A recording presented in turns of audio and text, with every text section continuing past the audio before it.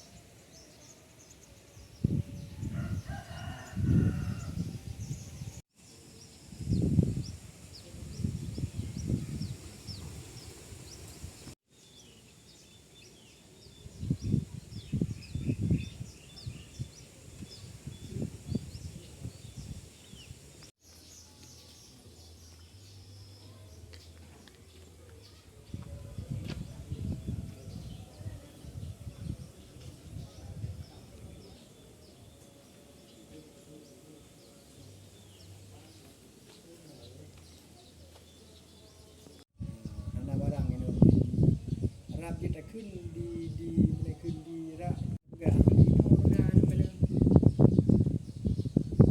kuburan Nabi gimana?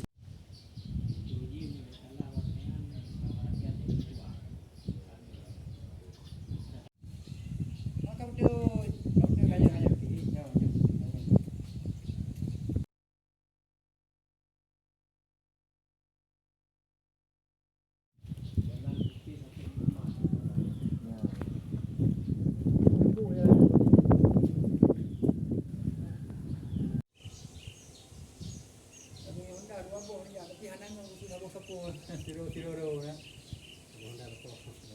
Karena naja istana peninggalan makam Kubu Narsya.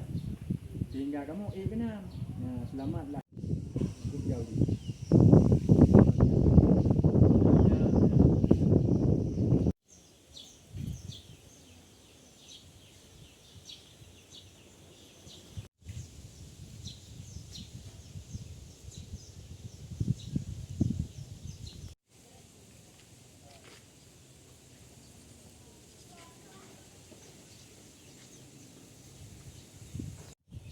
Oke Bang, seperti apa pengunjung selama di bulan Ramadan khusus di komplek makam Ratu Narisa ini Bang? Ramai nggak kira-kira Bang?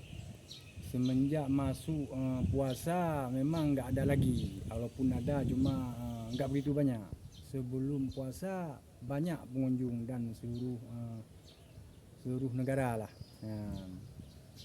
Cukup banyak dan termasuk orang jaga di sini pun repot lah dan memang harus dipakai orang lain.